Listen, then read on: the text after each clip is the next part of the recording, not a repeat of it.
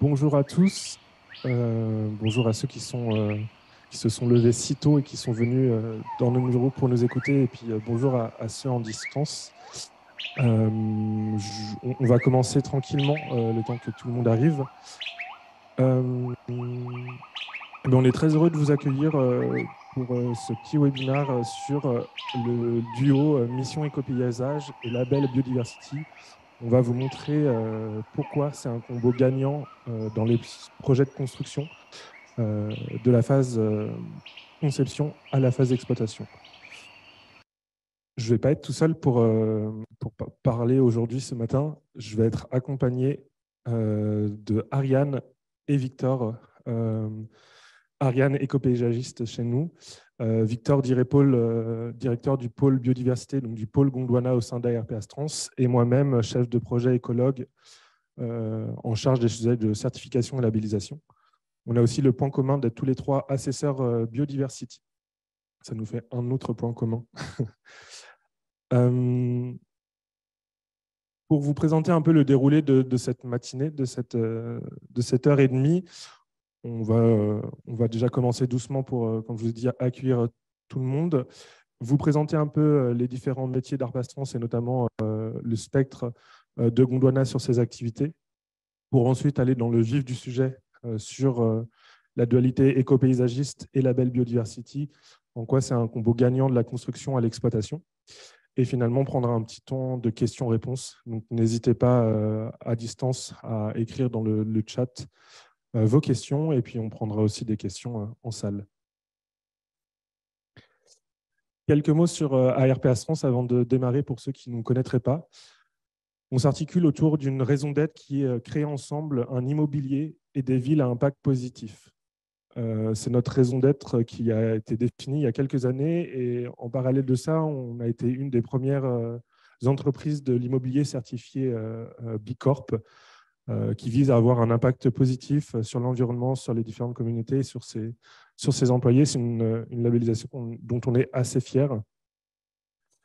Aujourd'hui, notre équipe elle se mobilise autour de 3 objectifs distincts. Le premier, c'est contribuer au rééquilibrage du vivant, concrétiser l'évolution des modes de vie par l'immobilier et agir pour la redirection écologique du secteur de l'immobilier.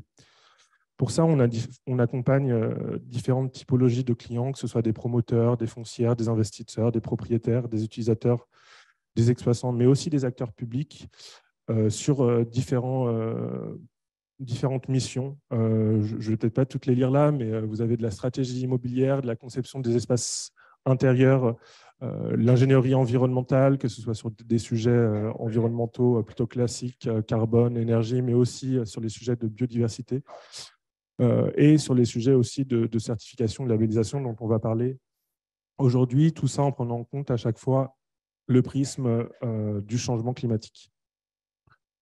On intervient sur une multitude d'actifs, que ce soit du tertiaire, de la logistique, des équipements publics, des centres de formation, de recherche, du commerce, de loisirs, du logement collectif, du quartier et des espaces de santé.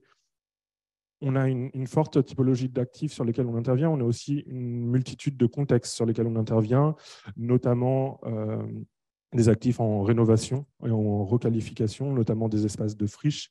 On intervient aussi classiquement sur de la construction neuve. Et même au sein d'une parcelle, j'ai envie de dire, on a une multiplicité d'interventions, que ce soit dans les espaces verts, les espaces intérieurs ou le bâtiment en soi. Et on travaille aussi sur les sujets d'exploitation. On va aussi en parler un petit peu aujourd'hui. Donc pour ça, ARP Astrans répond à ces enjeux et à ces demandes avec quatre métiers. Pardon. Le premier qui est l'immobilier responsable, qui vise à développer des stratégies et des projets qui soient économes en ressources, faiblement émetteurs en énergie et en carbone, et qui prennent en compte les sujets de réchauffement climatique. On a un autre pôle qui vise, lui, plutôt à la programmation et l'innovation. Le but, c'est de définir des stratégies immobilières, politiques immobilières, et aider à la programmation d'un immobilier où l'usage est une véritable clé de voûte de cette programmation. et prendre en compte également les différentes expériences, qu'elles soient physiques ou digitales, à l'intérieur d'un bâtiment et lors de sa programmation. On a un troisième pôle qui, lui, s'intéresse plutôt au design et à l'aménagement d'intérieur. Donc comment on va pouvoir mettre en œuvre et concevoir des espaces qui visent à promouvoir le confort, la santé, le bien-être et la qualité de vie des différents collaborateurs sur des espaces de travail. Et le dernier pôle dont j'ai le plaisir de faire partie, le pôle qu'on appelle Gondwana, qui traite les sujets de biodiversité et de biophilie. Aujourd'hui, on est une équipe Arpastrans de plus d'une centaine de collaborateurs basés à Paris et à Lyon aussi. On a ouvert une agence en début d'année. Petit zoom sur la partie Gondwana dans lequel Ariane et moi-même travaillons.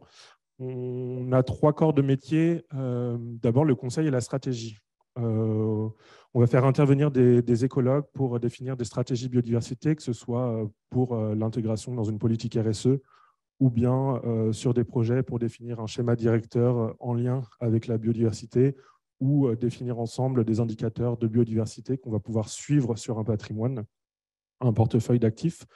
On a ce qu'on appelle tout ce qui est ingénierie du vivant. C'est là où on va faire intervenir nos naturalistes, nos écologues naturalistes qui vont être en capacité de reconnaître le vivant et donc, de ce fait, intervenir sur des sujets réglementaires comme des études d'impact, des dossiers de dérogation espèces protégées, diagnostics zones humides et autres inventaires plutôt réglementaires. On a ensuite une cellule sur l'éco-paysage que Ariane préside, j'ai envie de dire, qui traite justement comment traiter le paysage en intégrant les sujets de biodiversité, mais elle va vous le définir plus en détail par la suite. Et tout un axe de valorisation à travers de la communication, donc la mise en place de panneaux pédagogiques, des animations, mais aussi les labels. Et nous, on voit ça comme ça aujourd'hui. Les labellisations et les certifications servent à valoriser une démarche d'intégration de la biodiversité dans le bâtiment. Je vous propose du coup de rentrer dans le vif du sujet. Je vous propose de dérouler notre propos en 6 points. Un premier point d'introduction pour un peu définir les termes. On va vous définir ce qu'on considère comme éco-paysage. On va vous rappeler un petit peu les labels et vous montrer en quoi justement il y a un fort intérêt et un fort enjeu à traiter ces 2 sujets en parallèle. Pour ça, on a décidé de faire un déroulé assez chronologique sur un projet avec les étapes d'étude, les étapes de conception, les étapes chantier, l'étape exploitation et on finira par une petite conclusion et comme on a dit, un petit échange de questions-réponses. Je vais commencer sur la partie introduction avant de céder la main à Ariane pour vous parler un petit peu des labels Biodiversity. Déjà, on a choisi le prisme du label Biodiversity. C'est aujourd'hui le label qui traite les sujets de biodiversité dans l'immobilier le plus présent en France. On aurait pu citer la certification EFI-Nature. On a fait le choix de prendre ce label, notamment parce que ARP Astrans est membre du CIBI, donc le Conseil international biodiversité et immobilier, le vivant et la ville, qui est une association de loi 1901 et qui regroupe à la fois des acteurs de l'immobilier et des acteurs de la biodiversité, et qu'on fait un constat qu'aujourd'hui, il y avait un effondrement de la biodiversité, notamment en ville, et une perte du rapport homme-nature dans les espaces urbains, et qui a décidé pour traiter ce sujet de créer des labels. C'est pour ça qu'aujourd'hui, il y a 3 labels Biodiversity. Il y a le label Biodiversity Construction, c'est celui dont on va le plus parler aujourd'hui, qui est un label qui vise à intégrer les sujets de biodiversité et de biophilie comme son nom l'indique, dans les projets de construction et de rénovation. On a aussi le nouveau label Biodiversity Life qui a été lancé en octobre-novembre par le CIBI et qui vise à l'intégration de ces sujets-là, de biodiversité et de biophilie, dans l'exploitation d'un bâtiment. Donc, comment on fait pour intégrer, notamment dans la gestion de ces espaces verts, ces sujets-là. Et on a le label Biodiversity Ready qui devrait être lancé en fin d'année et qui traite les sujets de biodiversité et de biophilie à l'échelle des quartiers, donc à une échelle un peu plus grande.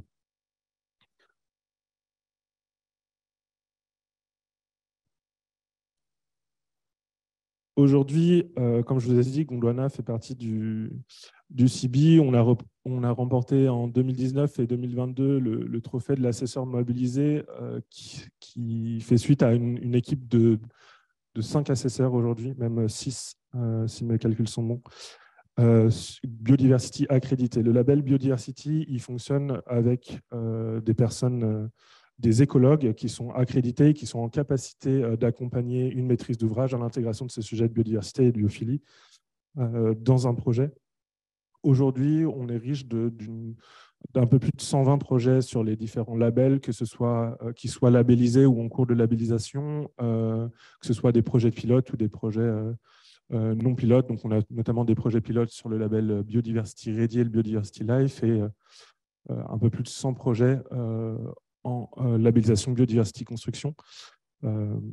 Et notamment sur ces 105 projets labellisés, en cours de labellisation ou labellisés biodiversity construction, on a de nombreux projets où Ariane intervient comme éco-paysagiste. Et c'est un peu le discours et l'illustration qu'on va vous faire par la suite des slides. Juste pour rappel, comment fonctionne le label Biodiversity, notamment le label Biodiversity Construction, très rapidement, il s'articule autour de 4 axes. Un premier axe d'engagement qui vise à bien connaître la biodiversité de son site, à mettre en œuvre un programme et un cahier des charges en lien avec cette biodiversité et partager, diffuser cette connaissance, que ce soit en interne auprès de sa maîtrise d'ouvrage, sa maîtrise d'œuvre ou en externe. On a un deuxième axe qui est le projet, vraiment définir comment on va définir un parti écologique adapté au contexte et comment on va le concrétiser dans les espaces extérieurs. Et l'idée va être de concevoir des aménagements favorables à l'accueil du vivant, ce qui va faire le lien avec notre troisième axe, qui est le potentiel écologique, qui est une note de calcul développée par Guy Berthoud, un scientifique suisse, qui est le père de la trame verte et bleue, et qui vient mesurer la qualité, la capacité, la fonctionnalité des habitats écologiques qui sont créés par le paysagiste sur un projet. Et ensuite, le dernier axe, qui n'est pas des moindres, c'est l'axe des usages. C'est comment on va créer dans les espaces extérieurs, dans un projet paysager, des espaces d'usage pour les futurs usagers du site, et comment leur offrir des services qu'on appelle des services écosystémiques, comment ils vont pouvoir en profiter et comment aussi les espaces de nature vont être des supports de communication et de sensibilisation sur les sujets de biodiversité auprès de ce public. Voilà pour cette partie de définition un peu sur le label Biodiversity pour que vous ayez bien en tête cette articulation dans le reste de nos propos. Et je vous propose de passer à la définition plutôt de ce que nous, on appelle l'éco-paysage. Et pour ça, je vais donner la main à Ariane. Bonjour à tous. Merci beaucoup, Jérémy, pour cette présentation des labels Biodiversity. Donc effectivement, je voulais vous présenter un peu ce qu'on entend par éco-paysage parce que c'est un terme qu'on n'entend pas partout, que nous, on choisit d'utiliser et qu'on assume. En fait, cette offre éco-paysage, elle est partie d'un constat. C'est celui qu'il y a parfois des points de friction entre l'écologue et le paysagiste sur les projets. Que le dialogue peut être d'autant plus compliqué quand un troisième acteur entre dans la danse qui peut être l'assesseur biodiversity. Et donc, cette offre éco-paysage, elle a vocation à faciliter le dialogue entre l'écologue et le paysagiste et à rendre plus efficace le traitement des sujets de biodiversité dans les projets. Donc, cette offre, elle repose sur 3 piliers. Le premier, c'est l'écologie scientifique et donc la volonté de soutenir la biodiversité. Le deuxième, c'est la recherche de résilience sur les projets, notamment dans le cadre du dérèglement climatique. Et le troisième, c'est celui des usages. Donc, on veut créer des espaces paysagers qui soient support d'usage pour les habitants ou en tout cas les personnes susceptibles de fréquenter un site. Donc, on parlera d'éco-paysage dans un premier temps lorsque les compétences de l'écologue rencontrent celles du concepteur. On parlera d'éco-paysage également quand c'est la préservation de la biodiversité qui avant tout guide le projet de paysage. Et puis quand la prise en compte des enjeux écologiques rejoint celle des usagers. et éventuellement, mais pas forcément, lorsque le projet de paysage, enfin en tout cas le projet immobilier est engagé dans une démarche de certification environnementale. Et donc, ici, on va essayer de vous démontrer que cette offre éco-paysage associée à une démarche de certification environnementale type biodiversity, c'est vraiment un combo gagnant qui nous permet de traiter en profondeur la thématique biodiversité sur les projets. Donc, les missions d'éco-paysage, elles sont déclinées à toutes les étapes du projet, hein, très en amont, en phase d'étude, en phase conception, mais également dans la phase de pérennisation du projet, donc en phase exploitation. Ce qui tombe bien parce que c'est également la temporalité des démarches de certification biodiversity. Et donc Arpes Trans a, de par son expérience, développé ses propres outils internes pour rendre efficace justement ce traitement du sujet de la biodiversité et accompagner au mieux ses clients dans le processus de labellisation. La première étape que je vais vous détailler ici, c'est celle de l'étude écologique et biophilique biodiversity, qui est, à notre sens, un prérequis quasi indispensable, qui couvre une grande diversité de sujets. Donc, je ne vais pas tous les citer, mais globalement, l'étude écologique et biophilique biodiversity, elle va regarder le contexte biogéographique, elle va étudier également le contexte écologique, anticiper les impacts sur la biodiversité, et puis également étudier les ambitions politiques en matière de nature et de vivant dans la zone d'étude. Elle va impliquer des inventaires faune, flore et habitat sur le site de projet. Et puis, elle va également demander une analyse un peu plus sensible. C'est la partie biophilique de cette étude, avec une appréciation de l'esprit du lieu, du génie du lieu, une analyse des opportunités à proximité du lieu pour les usagers.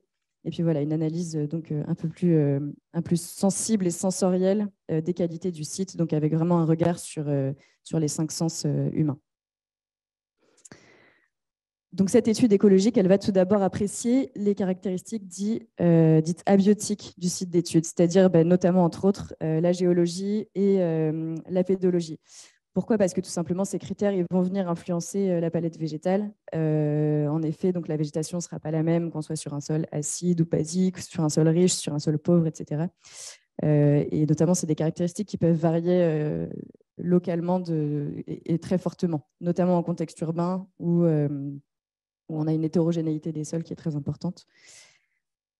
On va également réaliser une étude du contexte écologique local. Et donc, pour cela, l'écologue ou l'éco-paysagiste peut s'appuyer sur tout ce qui est périmètre d'inventaire et de protection à proximité du site d'étude. En fait, il y a un fort intérêt à connaître ces milieux, ce qui sont intéressants en matière de biodiversité, car ils vont permettre de repérer, avant de rentrer dans le projet, les espèces rares et protégées qui sont susceptibles de fréquenter le site d'étude. Donc, ça va permettre de faire des choix de conception en conséquence. Et puis, on étudie ensuite les caractéristiques du vivant sur le site initial, donc et plus précisément les habitats en place, ainsi que la faune et la flore du site d'étude.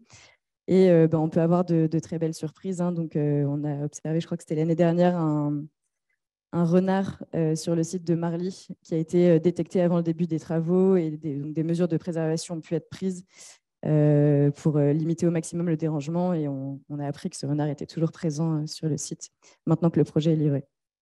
Donc voilà, l'objectif ici, c'est de déterminer les éléments à forte valeur écologique qui pourront être conservés dans le cadre du projet ou les milieux à recréer pour favoriser la faune et la flore préexistantes. Et donc, l'étape suivante, donc toujours guidée par la démarche Biodiversity, c'est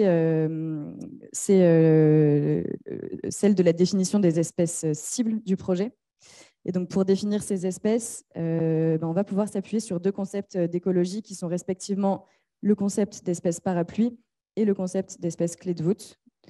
Donc, pour vulgariser le concept d'espèce parapluie, donc une espèce parapluie sera une espèce dont le domaine vital est assez large pour que sa protection assure la protection d'autres espèces à la manière d'un parapluie qui abriterait plusieurs personnes. Donc, par exemple, le triton crété peut être considéré comme une espèce parapluie parce que sa protection va impliquer la protection des mares et des zones humides et donc de tout un cortège d'espèces associées. Une espèce clé de voûte, quant à elle, c'est une espèce dont dépend la fonctionnalité de l'écosystème tout entier et donc sans laquelle de nombreux équilibres biologiques risquent de s'effondrer. Donc typiquement, si on prend l'osmie cornue par exemple, qui est une espèce de pollinisateur sauvage, on va la considérer comme une espèce clé de voûte parce qu'elle pollinise une grande diversité de végétaux, qu'elle assure donc leur reproduction, puis qu'elle elle est également une proie pour de nombreux oiseaux insectivores dont elle va assurer l'alimentation. Ces deux concepts, ils nous permettent également d'assurer une communication qui est efficace avec les interlocuteurs auxquels on aura affaire pour donner à ces espèces-là un rôle de totem qui va permettre d'embarquer toutes les parties prenantes dans le projet. Les continuités écologiques sont également observées dans le cadre de cette étude écologique et biophilique. Ces continuités donc, entre le site d'étude et les espaces végétalisés extérieurs, elles ont pour but de favoriser le déplacement des espèces et de leur permettre d'accomplir la totalité de leur cycle de vie. Et donc, elles peuvent être étudiées à l'échelle locale, comme sur ces images, mais également à une échelle plus importante, donc l'échelle régionale, comme dans le cas des trames vertes et bleues intégrées au SRADET aujourd'hui. Et donc, à grande échelle, l'étude de ces continuités écologiques, elle peut nous renseigner sur les déplacements des espèces dans un territoire qui est relativement vaste et permettre aux décideurs de faire des choix éclairés pour conforter les trames vertes et bleues. Et donc, à ce sujet, Arpastrans a traité le sujet des continuités écologiques à travers 2 sujets de recherche. Tout d'abord, une thèse sur l'utilisation conjointe de graphes génétiques et paysagers pour l'analyse de la connectivité écologique des habitats. Donc, une thèse qui a été menée par Paul Savary récemment, qui est devenu docteur l'année dernière. Et puis également une étude sur les morphologies urbaines avec un travail basé sur l'étude de 5 collectivités et l'impact de ces morphologies urbaines sur les connectivités écologiques. Et donc, notre ambition aujourd'hui, c'est de pouvoir mettre en application ces différents travaux pour l'amélioration, par exemple, des trames vertes urbaines à l'échelle d'un quartier, ce qui résonne particulièrement bien avec le cahier des charges du Biodiversity Ready, qui, lui, s'applique au quartier et que Jérémy évoquait un peu plus haut. Donc, cette étude écologique et biophilique, elle va également s'attacher à repérer à travers le prisme de la vision utilisateur les opportunités dont tirer parti et les risques qui sont présents sur la zone d'étude et qui, eux, seront plutôt à supprimer ou à réduire. Donc, les opportunités, par exemple, elles peuvent être la présence d'arbres remarquables, d'espaces verts de proximité, ou encore des vues, des sons, des odeurs de nature agréables. Au contraire, les nuisances, elles peuvent être, par exemple, des infrastructures bruyantes ou polluantes, des plantes allergisantes ou toxiques, ou encore des plantes exotiques envahissantes. Voilà, nuisances qu'on va essayer de traiter et de minimiser sur le projet.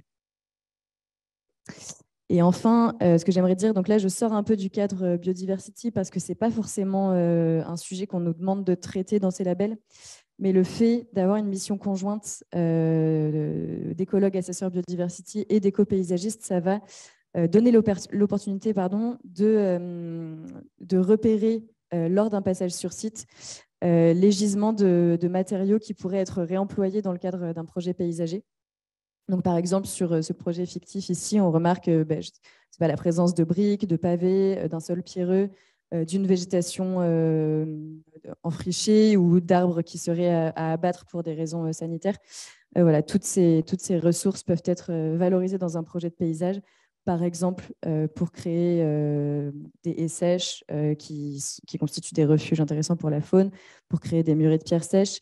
Et puis, ce projet de paysage, il peut également avoir recours aux services d'entreprise qui sont spécialisés dans le réemploi de matériaux pour la création de mobilier extérieur. Donc, je pense ici à Pimp Your Waste qui illustre la partie droite de la slide.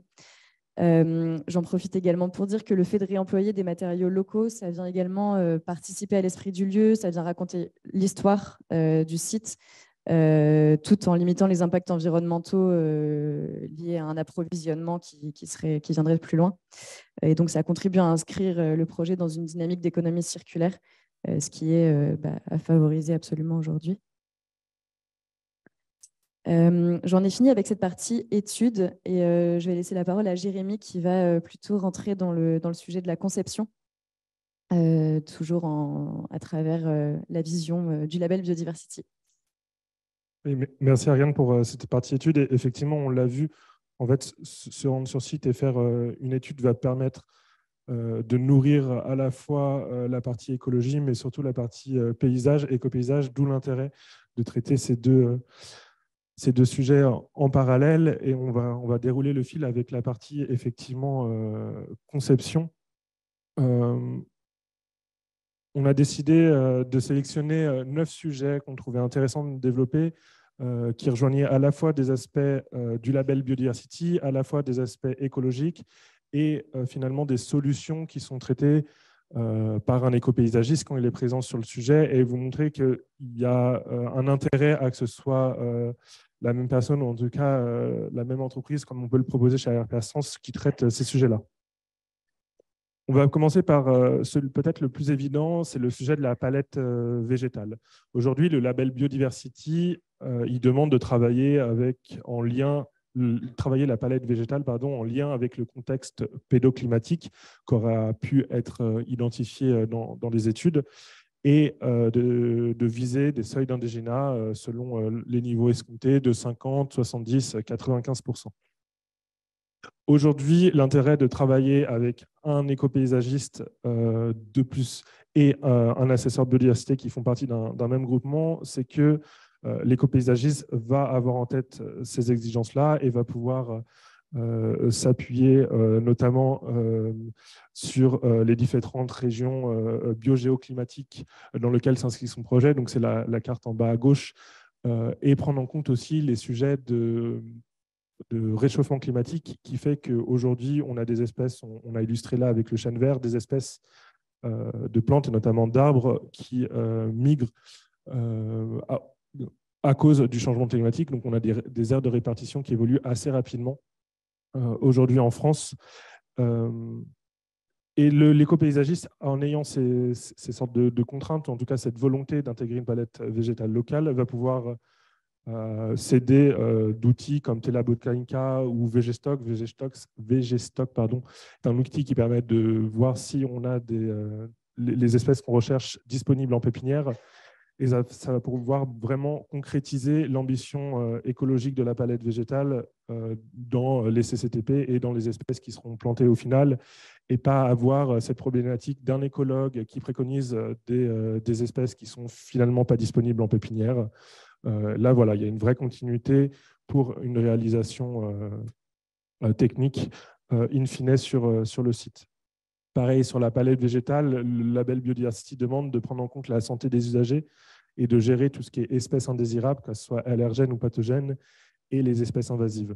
Donc, aujourd'hui, quand on intervient uniquement en tant qu'assesseur biodiversity ou écologue sur un projet, on est beaucoup dans le correctif de supprimer ces espèces d'une palette végétale. Aujourd'hui, en tant qu'éco-paysagiste, voilà, on va faire attention que si on choisit des espèces allergènes, elles soient disposées suffisamment loin des zones d'usage, suffisamment loin des zones de prise d'air pour l'aération, etc. Donc, c'est aussi des choses qui nous importent. Pareil sur les plantes qui seraient pathogènes, donc nuisibles, pas sur les zones avec des enfants, etc. Chose donc, importante pour le label Biodiversity, et que l'éco-paysagiste peut intégrer dans son projet. Pareil, si on prend le calendrier des floraisons et des fructifications, aujourd'hui, un calendrier des floraisons est assez intéressant d'un point de vue esthétique.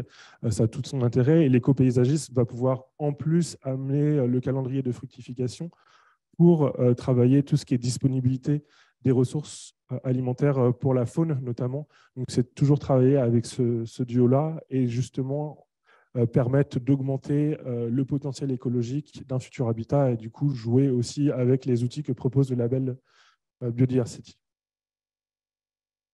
Autre sujet que la palette végétale, Ariane en a parlé précédemment, c'est les espèces cibles.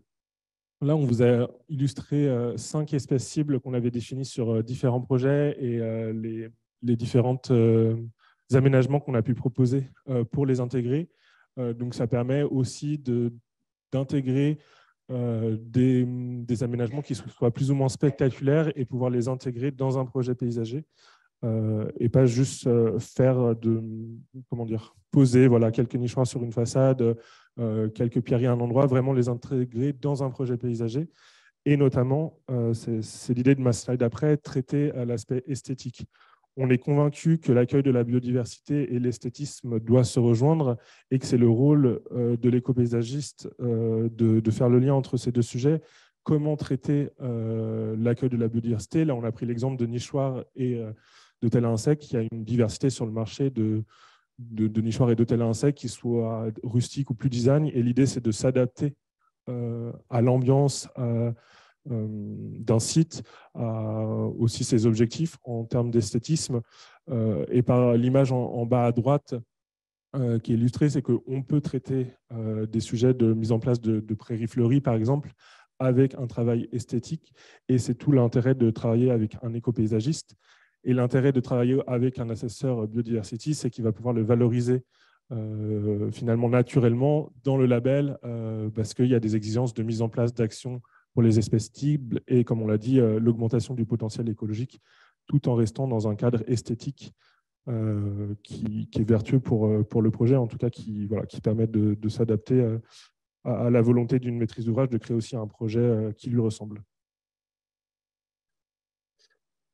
Pour rester sur la fibre esthétique, on veut aussi également parler de biophilie. Dans le Biodiversity, il est demandé de traiter l'esthétique paysagère, de la développer, de l'argumenter et de traiter aussi ce qu'on appelle les références ethnoculturelles.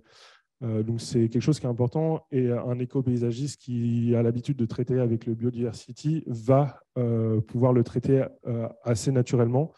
Voilà un exemple de référence ethnoculturelle qu'on a fait à Paris. On a proposé de s'inspirer des couleurs du mobilier vert parisien pour définir une palette de couleurs qu'on a retranscrit dans une palette végétale sur un actif parisien. Et du coup, c'est ce genre de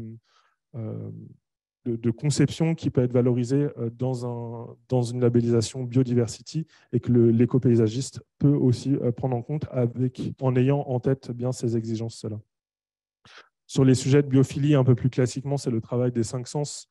L'éco-paysagiste, quand il va travailler son projet paysager, va pouvoir s'intéresser au prisme des différents sens. Donc la vue, comment créer des espaces où on a une perspective, une vue dégagée, comment on va pouvoir mettre en place une mise en scène des bruits de nature, des bruits de biodiversité. On peut installer du mobilier, on peut installer des accueils pour une faune un peu plus sonore. Comment on va pouvoir travailler le toucher, le goût, en installant par exemple des herbes aromatiques, du toucher. Tout ça, c'est des choses qui sont valorisées par le label Biodiversity.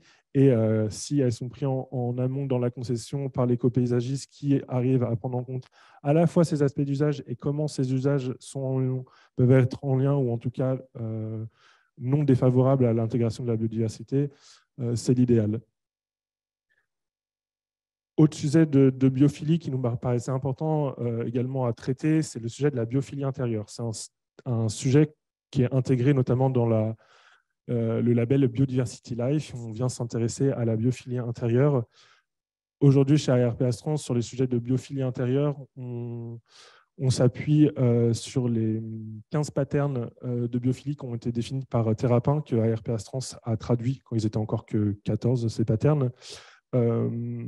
Et on essaie de les appliquer avec notre pôle d'aménageurs d'intérieur, mais aussi sur des sujets de biodiversité. Donc on voit une réalisation qu'on a fait à Marly-la-Ville sur le plateau vivant, où on s'est inspiré de la végétalisation extérieure pour recréer une ambiance très verte dans les milieux intérieurs. Alors ça, c'est assez spectaculaire. On peut traiter de façon moins ostentatoire, j'ai envie de dire, les sujets de biophilie, notamment avec la définition de palettes végétales qui soient adaptées à des contraintes de site. On l'a notamment réalisé pour Mercialis ou Carmila pour leurs centres commerciaux. Voilà, Ariane a pu définir une palette végétale pour les espaces extérieurs en lien avec les différentes régions biogéoclimatiques et en intérieur avec les contraintes que présentent les différents espaces commerciaux. Pareil, on l'a évoqué plusieurs fois, mais l'idée, c'est aussi de travailler les usages. Le label biodiversité demande cette création d'usages, que ce soit des zones de détente, des zones de sport, en tout cas que ça participe au bien-être général et au confort des futurs usagers. Donc là aussi, l'idée, ce n'est pas juste à poser des espaces d'usage et des espaces paysagers, mais vraiment travailler les deux ensemble avec l'éco-paysagiste et l'assesseur biodiversité qui puisse guider pour, pour rentrer vraiment dans la dynamique qui est proposée dans le label. Ce qui nous paraissait aussi important de traiter, c'est les sujets des usagers. Il est demandé dans le biodiversité construction une co-conception du projet paysager avec les futurs usagers. C'est du coup très intéressant de faire appel à un éco-paysagiste qui va pouvoir à la fois intégrer les sujets qui sont évoqués par les futurs usagers du site et les rendre compatibles avec un accueil de la biodiversité.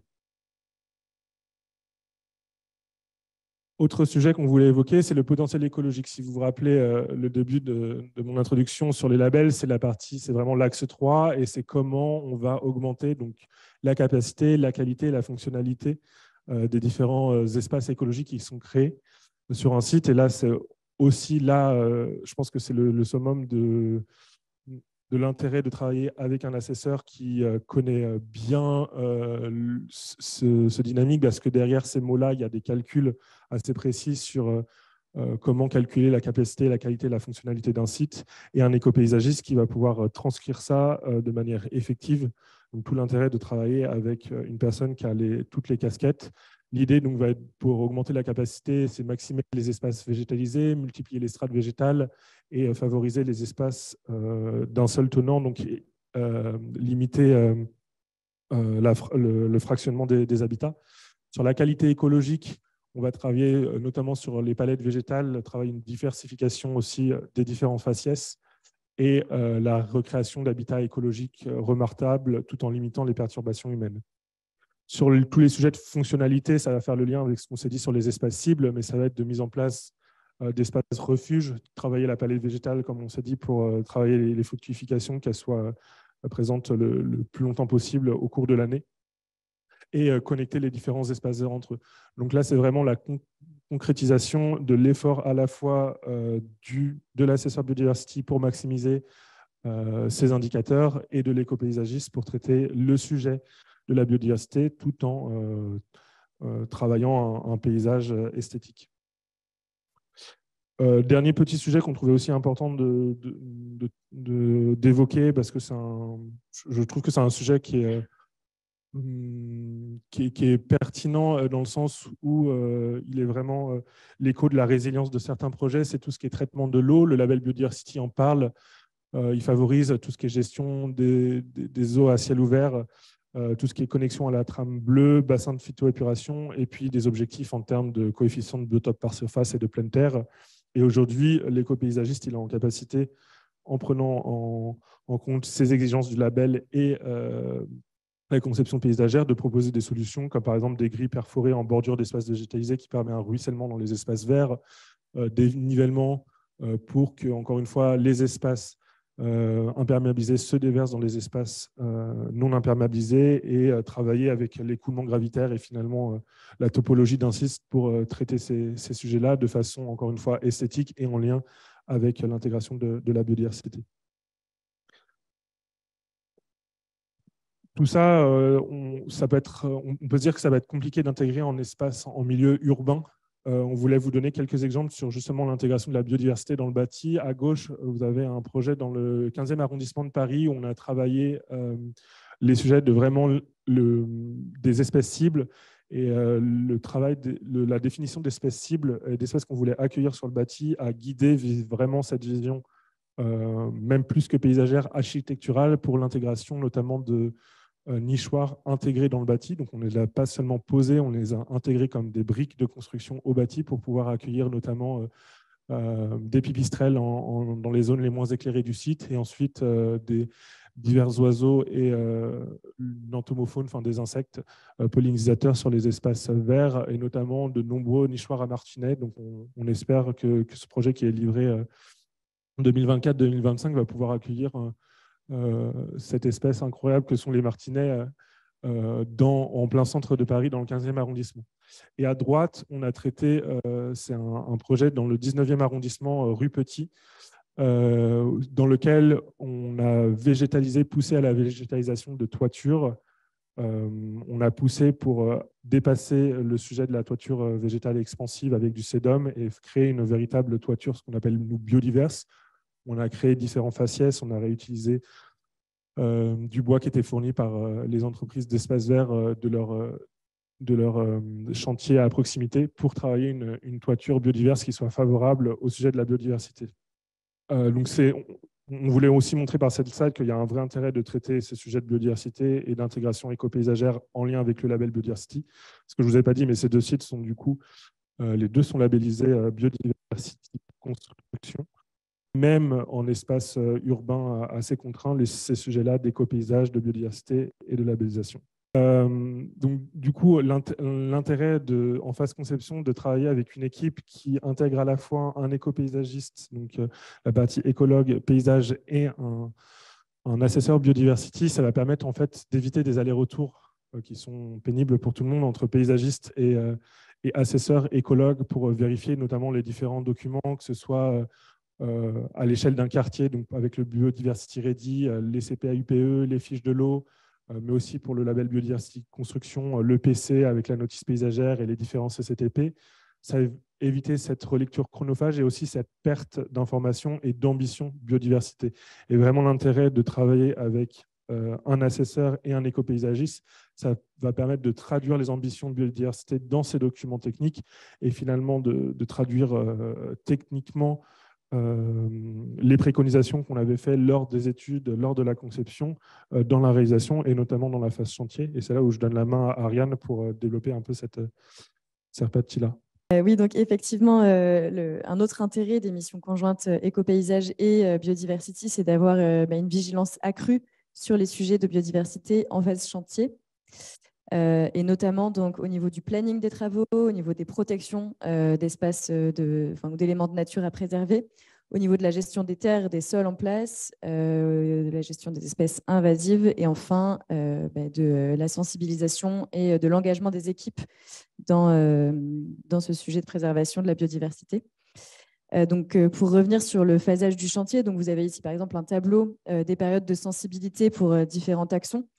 Ce qu'on remarque, c'est que les périodes favorables sont situées entre septembre et début mars pour effectuer les travaux et pour déranger au minimum la faune.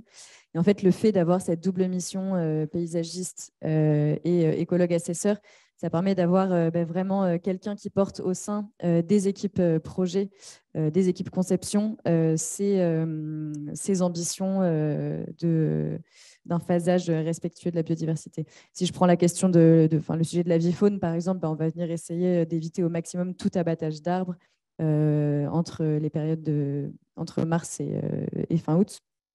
Donc ça, c'est vraiment des éléments. En fait, c'est toujours utile d'avoir un double discours, ou en tout cas un acteur qui vient porter au plus près des équipes projet ces ambitions-là. Il y a également un intérêt dans toute la partie suivie de mesures de protection de la biodiversité en phase chantier, parce que un paysagiste ou un éco-paysagiste qui effectue un suivi de chantier va pouvoir s'assurer que toutes les mesures de protection des arbres existants en particulier, mais pourquoi pas également d'espaces de nature sur le site et à proximité qu'on souhaiterait préserver, que les mesures de protection sont bien mises en place et suivent ces protections sur la durée. On va pouvoir également essayer de mettre en place des mesures pour gérer les déplacements de la faune. Donc, typiquement, en mettant en place, par exemple, des barrières à amphibiens pour éviter que ces espèces viennent coloniser des zones qui deviendraient humides pendant la durée du chantier, ce qui reviendrait à leur faire prendre un risque et risquer de détruire des individus. On peut également, pourquoi pas, venir mettre en place une zone refuge sur ou à proximité du site qui puisse être une zone calme et non dérangée et accueillir les espèces qui, elles, au contraire, fuiraient un espace trop fréquenté par l'homme. J'aimerais insister également sur la gestion des sols, donc, qui est un point valorisé dans le cadre du label Biodiversity. et qu'on va pouvoir venir vraiment traiter en profondeur dans le cadre d'une double mission éco-paysage et biodiversity. On va venir notamment limiter au maximum le recours à la terre végétale. Donc voilà, encourager en premier lieu le réemploi des matériaux excavés localement. Si des matériaux importés étaient indispensables, on va apporter un regard sur la distance parcourue par ces matériaux pour limiter l'impact lié au transport. Et puis, il y a de nombreuses initiatives qui se lancent aujourd'hui pour recréer des sols fertiles à partir de déchets urbains, à partir de terres profondes excavées, à partir de remblais de chantier, de déchets verts, etc. Et ce genre d'initiatives-là, elles sont vraiment à favoriser. Et le fait d'avoir une double mission éco-paysage et biodiversité, ça permet de vraiment intégrer ces ambitions-là dans les documents, enfin dans les pièces du marché, dans les CCTP, etc. Et d'amener une dimension un peu plus innovante. L'éco-paysagiste en suivi de chantier va également pouvoir avoir un regard sur la gestion des plantes exotiques envahissantes. Donc voici quelques exemples, et pouvoir amener quelques bonnes pratiques pendant toute la durée du chantier pour éviter la dissémination de ces végétaux. Donc typiquement, s'il y a des espèces à haut risque qui sont détectées en amont du chantier, on va pouvoir mettre en place un plan de gestion et baliser ces différents foyers. Pendant le chantier, on va pouvoir insister, communiquer sur la nécessité de conserver des bonnes pratiques, donc notamment de nettoyer le matériel, éviter la production de fragments, de racines, de tiges, etc. Et puis surtout, éviter au maximum de laisser des sols à nu. Et enfin, après le chantier, on va pouvoir également intervenir sur des plans de gestion et sur des suivis réguliers pour éviter leur propagation. Mais Jérémy vous en parlera un peu plus de cette partie gestion juste après. Et enfin, ce que j'aimerais dire aussi, c'est que l'intérêt de ces missions conjointes, c'est également la possibilité de former et de sensibiliser toutes les équipes, parce que sur ces sujets un peu sensibles de prise en compte de la biodiversité, il y a vraiment un besoin d'embarquer une grande diversité de parties prenantes. Et donc, en fait, cette gestion du sujet de la biodiversité, elle sera d'autant plus efficace que de nombreux acteurs sont vraiment sensibilisés. Donc, Arpas Trans propose des sessions de sensibilisation, que ce soit sur site ou en salle. Il a notamment développé une fresque de la biodiversité urbaine qui prend en compte ces différents enjeux, spécifiquement dans le cadre de travaux, de projets de construction et de rénovation. J'ai fini sur la partie chantier et je vais cette fois-ci laisser la parole à Jérémy sur la phase exploitation, donc la vie du bâtiment. Oui, ça va être notre dernière partie sur la partie exploitation, donc qui fait le lien notamment avec le label Biodiversity Life qui est sorti, comme je vous disais, au mois d'octobre-novembre et qui vise l'intégration de ces sujets de biodiversité et biophilie en phase d'exploitation. La première chose sur laquelle on voulait insister, c'est l'intérêt de faire appel à un paysagiste, et notamment un éco-paysagiste, même sur un site occupé. On a l'exemple de Jessina, il y a un site Place Vendôme et qui a voulu porter un projet paysager et une labellisation Biodiversity Life en phase pilote sur ce projet et qui a pu végétaliser une cour dans un espace très contraint, monuments historiques, etc. Sans forcément réaliser des choses aussi grandioses. On trouve que c'est intéressant de faire appel à un paysagiste et à un éco-paysagiste lorsqu'on reprend des espaces verts. Ça permet de ne pas faire du raccommodage, de ne pas faire du patchwork, mais vraiment de s'intégrer et peut-être continuer, rafraîchir une vision paysagère qui avait été conçue il y a 10-20 ans et prendre en compte de nouveau la biodiversité, les usages. Et ça peut être l'occasion de labelliser son site en Biodiversity Life et pouvoir du coup intégrer des bonnes pratiques à la fois dans ce renouveau de ces espaces verts et dans l'exploitation qui en sera faite. On a mis ici un schéma pour anticiper la gestion. Ça fait le lien aussi avec les aspects de conception. Quand un éco-paysagiste travaille à ces espaces verts, il va bien sûr penser à la gestion qui sera apporté. On définit, nous, en interne, des zones de faible naturalité, plutôt destinées à des usages, et des zones de haute naturalité, qui sont plutôt ayant pour objectif plutôt l'accueil de la biodiversité, avec des zones intermédiaires où c'est des zones de rencontre. Et ça fait le lien notamment avec la gestion qui va y être apportée. Sur les zones de faible naturalité, on va avoir une gestion un peu plus importante, un peu plus fréquente, avec des espèces plus horticoles, du traitement esthétique paysager un peu plus marqué, alors que sur des zones de haute naturalité, on va avoir un développement plus libre. Ça va être là où on va accueillir des refuges. Et finalement, entre ces deux, on a des zones de rencontre entre usagers biodiversité, entre naturalité, entre forte et faible naturalité. Et c'est tout l'intérêt de la gestion différenciée, c'est de définir différentes typologies de gestion pour différents objectifs d'accueil, que ce soit l'humain ou le reste de la biodiversité. On est convaincu aussi que la gestion, ça peut être un outil d'éco-paysage.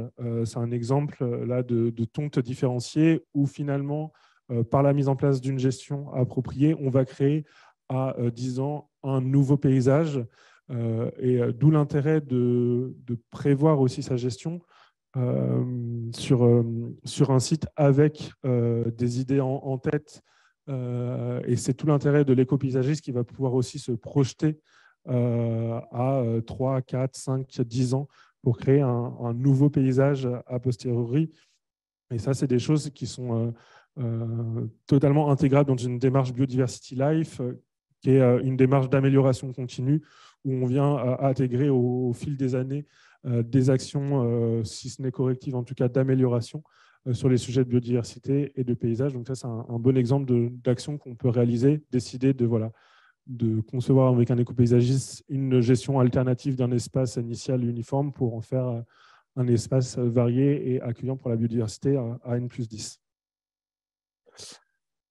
Un dernier sujet, c'est le sujet de la sensibilisation. Ariane en a parlé. On trouve que c'est important de traiter le sujet des sensibilisations dans les espaces verts, notamment avec le label Biodiversity qui encourage à la communication et à la mise en place notamment de panneaux pédagogiques.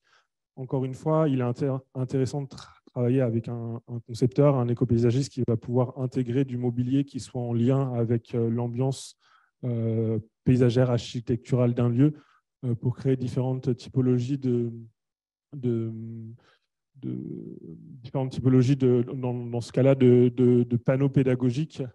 On conçoit chez Arpas France de nombreux panneaux pédagogiques pour nos différents clients et on voit à chaque fois qu'on a un besoin vraiment de s'adapter à une identité, ne serait-ce que visuelle, de nos clients pour concevoir des panneaux de sensibilisation adaptés.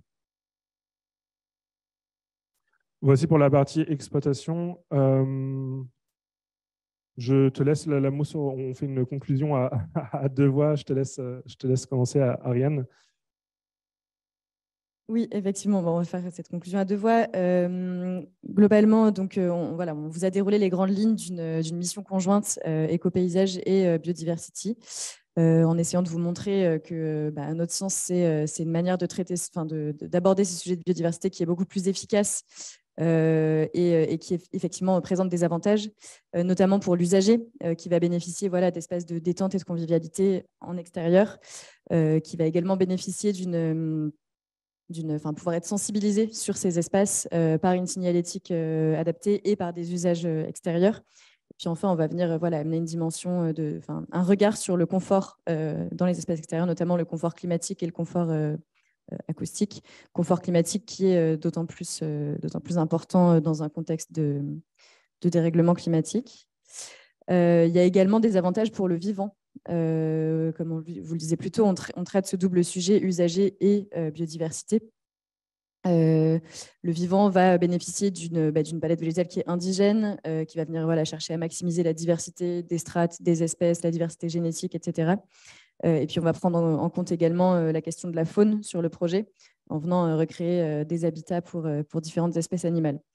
Et enfin, cette attention au vivant, elle est pérennisée en phase d'exploitation par une attention sur les pratiques de gestion. Ça apporte aussi un intérêt pour le porteur de projet. Tout d'abord, c'est un pilotage simplifié que de prendre une mission biodiversité et éco-paysage en une. Ça représente souvent un interlocuteur unique qui évite de s'éparpiller avec différents interlocuteurs. On a aussi une valorisation de la démarche biodiversité en interne et en externe par un label reconnu. C'est vraiment ce qu'on voulait porter aujourd'hui. On cherche un label biodiversity, c'est intéressant de prendre de l'éco-paysage. On fait de l'éco-paysage, c'est intéressant de le valoriser par du biodiversité. C'était vraiment le mot d'ordre de cette présentation. On l'a vu aussi, il y a de nombreux points de mutualisation. Donc ça permet une efficacité accrue de cette problématique de la biodiversité. Ça peut mettre aussi une mutualisation financière, on ne va pas se mentir, et ça permet aussi un maintien des ambitions. On voit aujourd'hui beaucoup trop de projets qui ont une ambition forte sur les sujets de biodiversité, mais qui, par une absence finalement de cohésion entre peut-être écologues, paysagistes, assesseurs, perdent petit à petit cette ambition. Donc l'intérêt biodiversité et éco-paysage, c'est de définir une ambition, co-définir une ambition avec la maîtrise d'ouvrage sur les sujets biodiversité et biophilie et de la maintenir jusqu'au CCTP, jusqu'à la réalisation, et on l'a dit, jusqu'à l'exploitation de ces ambitions. Pour faire un petit zoom sur Gondwana, du coup, notre retour d'expérience, donc aujourd'hui, avec nos équipes d'assesseurs, on travaille, comme je vous l'ai dit, sur plus de 120 projets. On a 10 projets en cours qui traitent à la fois des sujets qui sont en cours de labellisation biodiversité, éco-paysage, enfin biodiversity, et qui nous ont pris une mission d'éco-paysage. On a 3 réalisés et 7 en cours. On voit que ça marche très bien, c'est assez fluide. Du côté maîtrise d'ouvrage, c'est aussi beaucoup plus fluide pour nous. On a moins d'échanges, on est beaucoup moins dans l'argumentation et on peut porter une vraie démarche qui va de la conception à la réalisation sur ces sujets biodiversité et biophilie. C'est tout pour notre intervention. Je vous propose maintenant de prendre quelques questions. Je ne sais pas s'il y en a en ligne. En tout cas, si vous en avez dans la salle, n'hésitez pas à intervenir. On fera passer le micro pour que les gens à distance nous entendent. On a une question, je vais la lire, d'un spectateur anonyme. Je ne sais pas si le sujet sera abordé, mais comment le label Biodiversity va prendre en compte le sujet de l'Union européenne taxonomie pour le DNSH biodiversité? Bonne question. Je vais peut-être laisser Victor en parler, dire quelques mots, faire un peu plus de retour d'expérience sur le sujet. Merci Jérémy et merci Ariane et Jérémy pour cette présentation. DNSH, c'est Do Not Significant Harm, donc qui va être en lien avec la taxonomie européenne. Aujourd'hui, le CIBI, le vivant et la ville, s'intéresse bien sûr au sujet de la taxonomie européenne. On suit, je dirais même, des formations avec également les équipes de Deloitte sur le sujet pour pouvoir intégrer cette prise en compte dans les versions 2 du référentiel, notamment le Biodiversity Construction, et intégrer éventuellement ces éléments dans le Biodiversity Life qui est lié à l'exploitation et le Biodiversity Ready qui est lié au quartier. Pardon. Est-ce qu'éventuellement dans la salle ou en ligne, il y aurait d'autres questions? Sinon, nous avons pu finir en avance pour une première. Donc, c'est plutôt positif, je dirais.